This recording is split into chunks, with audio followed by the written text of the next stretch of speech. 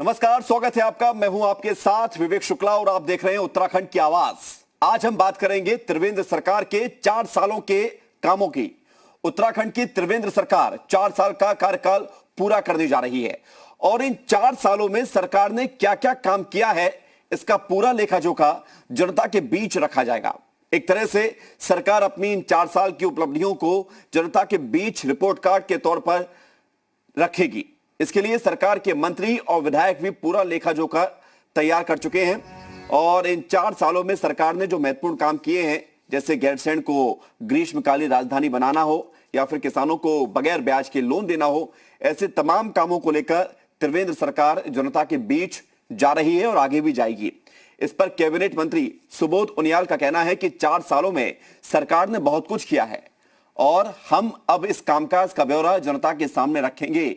सरकार तो अपनी परफॉर्मेंस से बेहद खुश है, उत्साहित है, लेकिन विपक्ष इससे बिल्कुल भी इससे सहमत नहीं आ रहा है और कांग्रेस का कहना है कि सरकार ने अपने घोषणा पत्र में किए गए वादों को पूरा नहीं किया। ना प्रदेश में लोकायुक्त की नियुक्ति हुई, ना ही भ्रष्टाचार पर लगाम लगी। इसी पर आज बहस करेंगे। आज उत्तराखंड की आवाज का मुद्दा भी यही है, लेकिन उससे पहले आप ये कुछ बयान सुनिए। देखिए, 4 साल पूरे होने को है। 4 साल के अंदर जो सरकार ने तमाम निर्णय लिए, चाहे वो रोजगार को लेकर के हों, तमाम स्वरोजगार को के लिए योजनाएं चलाई गई हैं। इस तरह से कोरोना की महामारी का हम लोगों ने मुकाबला किया।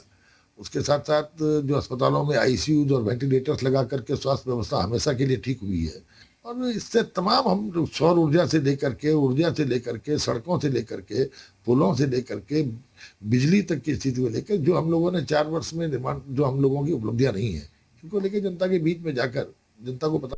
जो घोषणा पत्र था भारतीय जनता पार्टी का, जो दृष्टि पत्र था, वचन पत्र था, उसी को पूरा नहीं कर पाए हो। उसका पहला ही बिंदु समझ लीजिए, लोकायुक्त की नियुक्ति अभी तक नहीं की है। जीरो टॉलरेंस की बात करते हैं, भ्रष्टाचार जगह जगह आप देख रहे हैं कितना आ रहा है।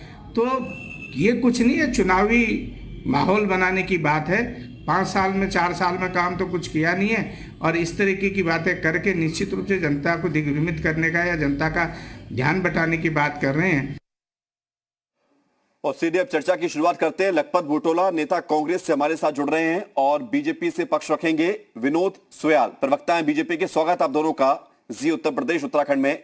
और पहला सवाल विनोद सुयाल जी आपसे, आपकी सरकार ये कह रही है कि आपने कई वादे पूरे किए और बहुत सारा काम किया है, तो कांग्रेस ये कह रही है कि आप घोषणा पत्र का अभी तक पूरा उपयोग नहीं कर पाए हैं, जो वादे आपने किए थे उसको पूरे नहीं कर पाए हैं। सवाल मेरा आपसे यही है कि कितने प्रतिशत आपने घोषणा पत्र के काम को पूरा कर लिया है? नहीं जुड़ पा रहा है। ऑडियो जुड़वाइए। आवाज आ रही है आपको विनोद सुयाल जी? ठीक है, आपके पास आते हैं लखपत बुटोला जी। अब सवाल यह है कि 4 साल को लेकर सरकार तो कई सारे काम गिना रही है कि हमने ये सारे काम किए, हमने गैरसैंण को ग्रीष्मकालीन राजधानी बनाया है, हमने किसानों को बगैर ब्याज के लोन बांटा है, हमने सड़कों का जाल बिछाया है, तमाम सारी बातें यहां पर कही जा रही है सरकार के द्वारा। तो वो सारे काम कांग्रेस को नजर नहीं आ रहे हैं क्या? कांग्रेस को नजर आना उतना महत्वपूर्ण नहीं, लेकिन प्रदेश की जनता को नजर आने चाहिए। जिनके लिए योजनाएं बनाई हैं सरकार ने, उन लोगों तक वो योजनाएं पहुंच रही नहीं पहुंच रही। मैं एक छोटा सा उदाहरण देता हूं। पिछले साल भी इन्होंने 3 साल के कार्यकाल का अपना व्याख्यान किया था।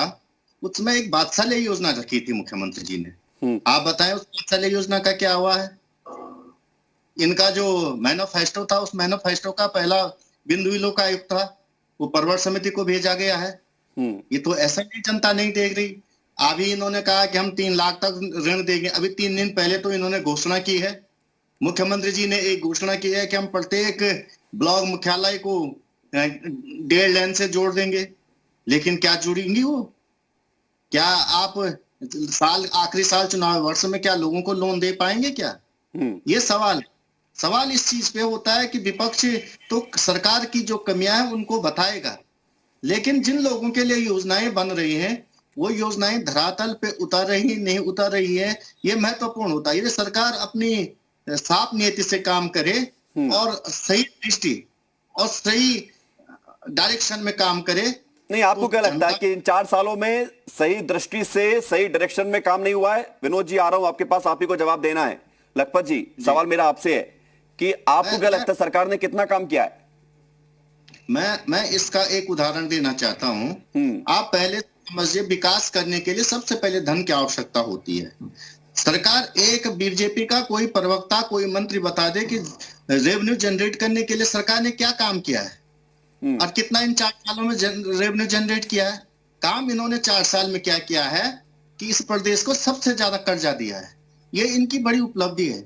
यहाँ का प्रत्येक आदमी को कर्जे में डुबा दिया है। ये इनकी बड़ी उपलब्धि है।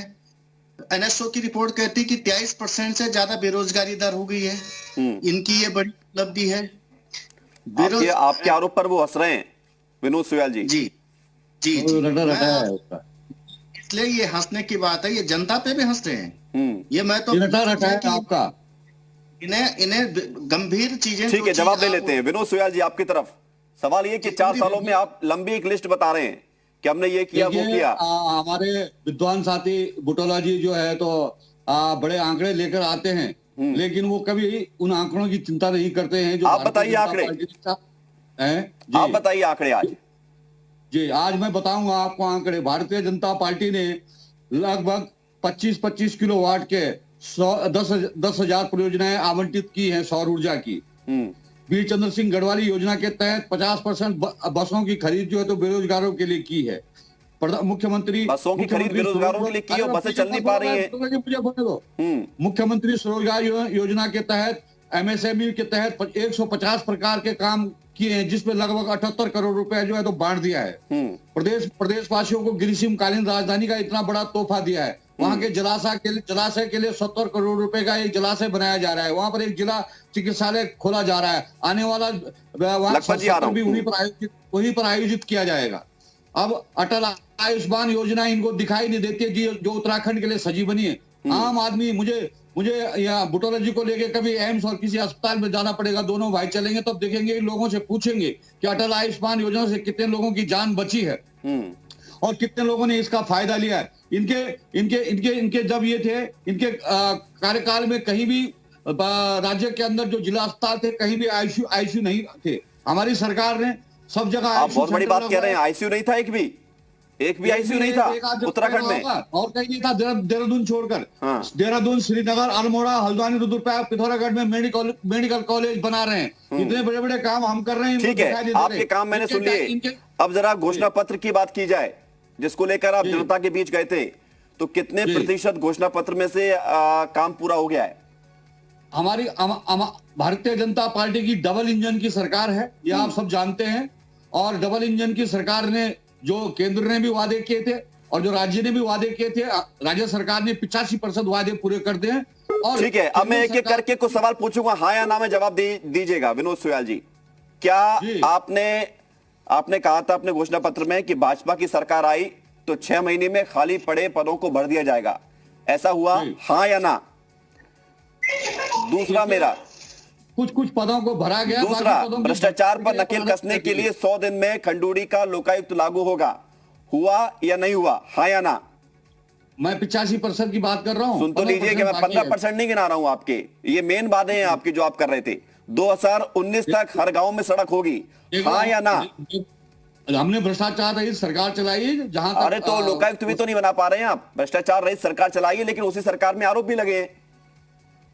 क्या आरोप लगे हैं?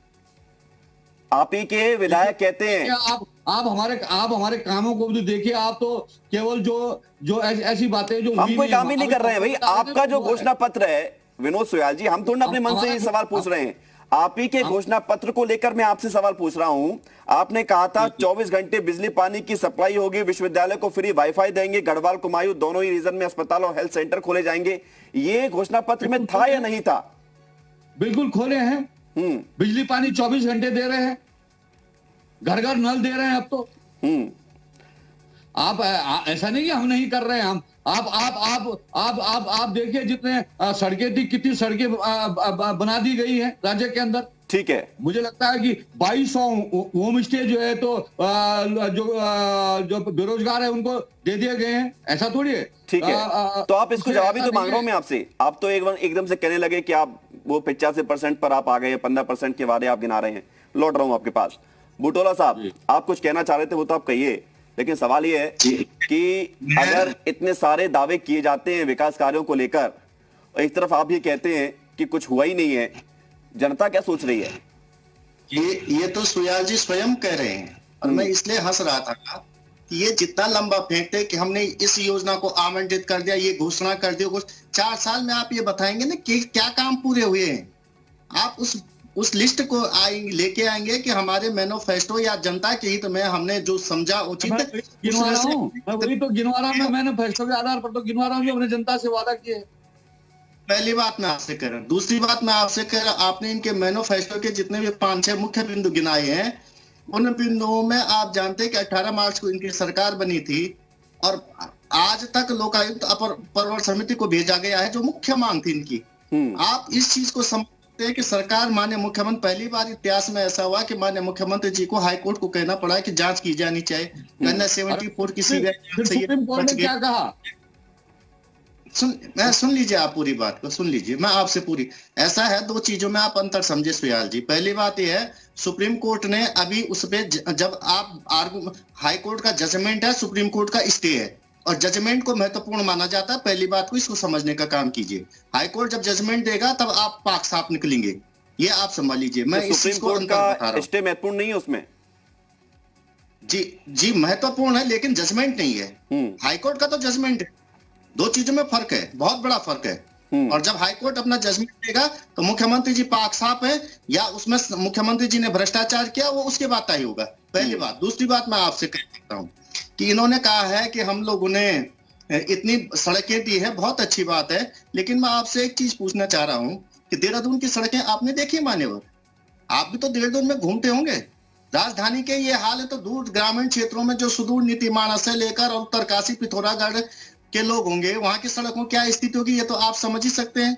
इस चीज से नहीं, देहरादून तो स्मार्ट सिटी बन रही है, ये बीजेपी कह रही है, और पिथौरागढ़ और दूसरी जगह थोड़ी ना स्मार्ट सिटी बन रही है जी। आपने 586, आप देहरादून, चलो देहरादून के एक हिस्से में स्मार्ट सिटी, डोईवाला में तो नहीं जा रही स्मार्ट सिटी का मामला, विकास नगर में तो स्मार्ट सिटी नहीं जा रही, आप चकुरा में तो स्मार्ट सिटी नहीं है, उनके भी हाल देख लीजिए आप, आउटर जोन का हाल देख लीजिए। यानी कि कुछ नहीं किया है सरकार ने, कांग्रेस ये कह रही है। हाँ, सरकार ने किया है। 586 प्राइमरी स्कूलों को बंद कर दिया है। मुख्यमंत्री से लेकर मंत्रियों तक खुद सरकार के भ्रष्टाचार आरोप लगे हैं, ये हमने नहीं लगाया, ये तो इनकी पार्टी के लोग लगा रहे हैं। माननीय सांसद जी हरिद्वार में आते हैं, केंद्रीय मंत्री कहते हैं कि हरिद्वार में जो कुंभ का मेला उसमें भ्रष्टाचार हो रहा है। हाईकोर्ट की निगरानी में हाईकोर्ट ने कुंभ के बुटोला जी, कुंभ का काम किया। बुटोला जी, समस्या तो यही है ना कि जिसकी बारी होती है जनता पर राज करने की, सत्ता चलाने की, वो अपनी बारी में सारी चीजें भूल जाता है। जब विपक्ष में होता है तो सब याद आता है। आपने भी घोषणा पत्र की सारी बातें पूरी नहीं की थी, तो कहिए तो आपका भी घोषणा पत्र निकाल के आपसे सवाल पूछने लगूं। समस्या इसी बात की है कि उत्तराखंड की जनता अपने आप को ठगा हुआ महसूस करती है। मुझे 30 सेकंड का समय दीजिए। ऐसा है, पहले 2/3 बहुमत की सरकार मिली है, इन्हें काम करने का बड़ा अच्छा मौका था। केंद्र और राज्य में एक ही पार्टी की सरकार थी, एक तो इनके पास प्लस था। दूसरी बात मैं आपसे कैसा, हमारी सरकार ने जो फोकस किया था बाद में, वो उत्तराखंड के रहन सहन, खान पान, भाषा, बोली, कला, संस्कृति, गार्ड, भीमल, तीमल, सेमल की जो बातें की थी हमारे लोगों ने, और गार्ड गदेरे की बात की थी, उत्तराखंडियत की पहचान की जो बात की थी, उत्तराखंड का जो राज्य गीत से लेकर उत्तराखंड पहचान मिल गई उत्तराखंड को, जो बातें सरकार ले जाने का काम, क्योंकि 2 सालों में जो हरीश रावत जी को आखिरी के जो मौका मिला 2-2.5 साल का, उसमें आप जानते हैं कि उस तत्कालीन सरकारों ने किस तरह से केंद्र सरकार ने डिस्टर्ब करने का काम किया। ये बातें मैं कोई एक्सक्यूज देना नहीं चाहता। पहले 2 साल जब तक केंद्र सरकार नहीं आई थी बीजेपी में, तो वो भी तो मौका था 2012 से लेकर 14 तक का। मैं उन्हीं बातों को, आंकड़ों पे इन चीज में मैं एक उदाहरण आपसे कहना चाहता हूं, और इस उदाहरण को छोटी उत्तराखंड का जो जल्दी से मुझे विनोद जी के पास जाना है। जिस सरकारी रोजगारों से जुड़ा हुआ बड़ा मामला होता है, और मैं आपसे कह सकता हूं कि हमने 56,000 नौकरियां दी है। ये सरकार बताए कितनी सरकारी नौकरियां दी है? ठीक है, नौकरी को लेकर सवाल कर लेते हैं। विनोद सुयाल जी, बड़ा सवाल ये है कि पलायन जो उत्तराखंड का एक महत्वपूर्ण विषय भी है, और इस पर बातें बहुत बड़ी बड़ी होती हैं।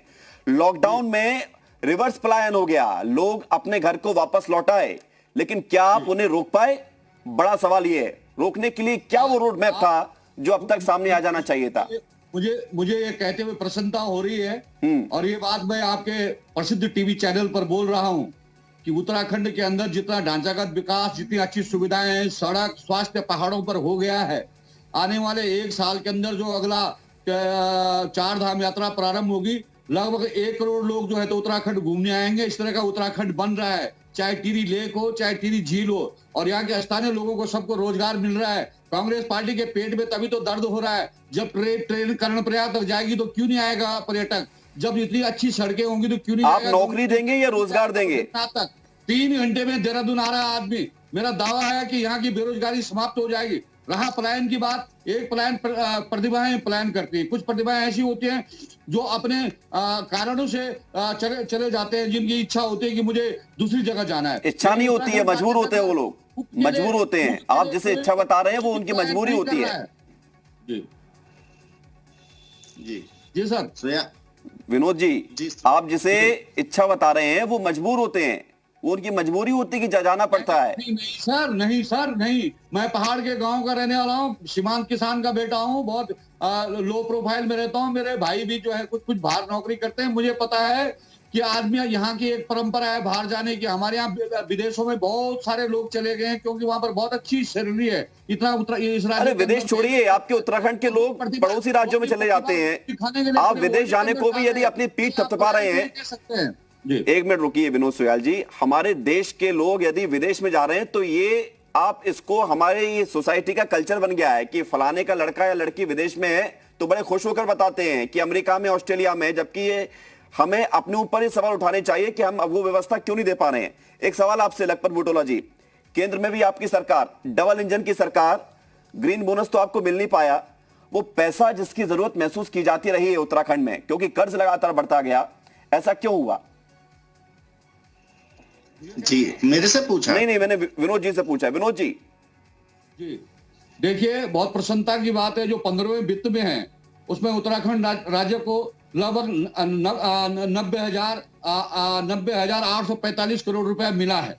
अभी मिला नहीं है, अभी केवल, आप आंकड़े भी तो सही रखिए विनोद सोयाल जी, कैसे बात करते हैं।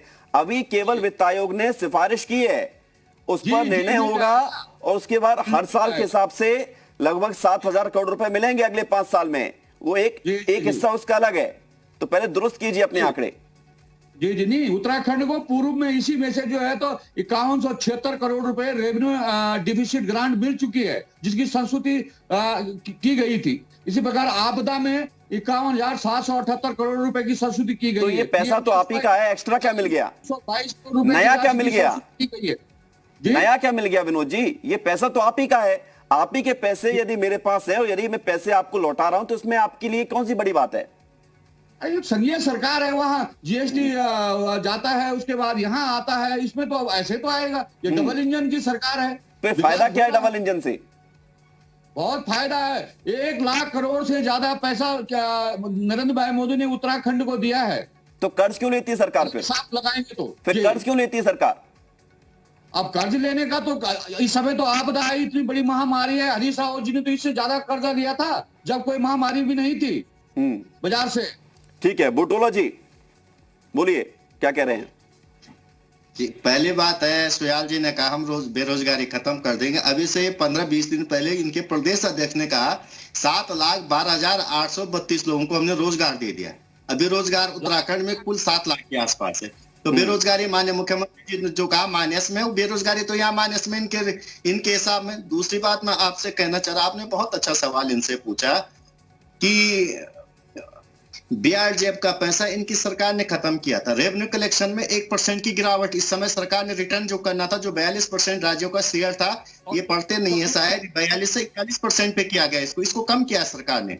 और मैं ये नहीं कह सकता कोविड में चलो सरकार ने, क्योंकि राज्य नया बना है और उस राज्य की परिस्थितियों के हिसाब से पिछली बार सिफारिशें हुई थी और इस समय क्योंकि 1 साल बढ़ा के इस सिफारिशों को बढ़ाया गया। ये हमारे उत्तराखंड के लिए केवल 42,000 करोड़ के आसपास का रेवेन्यू दिया गया है, पहली बात है। दूसरी बात मैं आपसे ये कह सकता हूं कि सरकार की यदि सफलताएं यदि देखी जाए तो सरकार ये कहें कि हमने 5 साल में ये काम किए हैं, और सुयाल जी अच्छा कहते हैं कि हमने ये बड़ी चीज। अब मैं एक उदाहरण कह सकता हूँ, गैरसैंण को आपने कहा कि हमने ग्रीष्मकाल राजधानी बना दी। घोषणा करने में कुछ नहीं आता, आपने कह दिया 25,000 करोड़ का हमने कर तो दिया, आपने तो वो भी नहीं किया था बुटोला जी। यही बात शायद कांग्रेस को अच्छी ना लगे, आप सिर्फ बात ही करते रहे, उन्होंने कुछ तो कर दिया। नहीं दिखाई दे रही। मैं ये कह रहा हूं, सुन लीजिए, फर्क ये है वहां पे 25 रुपया खर्च नहीं किया, कांग्रेस ने इंफ्रास्ट्रक्चर डेवलप किया। विधानसभा किसने बनाई, आप बताएं। तो भैया तो राजधानी भी बना देते, राजधानी भी बना देते, राजधानी का क्रेडिट क्यों नहीं लिया, फिर वो भी बना देते, डिक्लेयर ही तो करना था, आप भी कर देते। ठीक है, समय समाप्त हो गया। अब देखिए, जनता ये डिसाइड करेगी कि सरकार काम कर रही है उसके लिए या नहीं कर रही है, यह जनता फिर सोचेगी, जनता के पास सब कुछ है। शुक्रिया आपका, समय समाप्त हो गया है बुटोला जी और विनोद सुयाल जी, बहुत बहुत धन्यवाद चर्चा में हिस्सा लेने के लिए। छोटा सा ब्रेक है, उत्तराखंड की आवाज में इतना ही। मैं त्रिवेंद्र सिंह रावत ईश्वर की शपथ लेता हूँ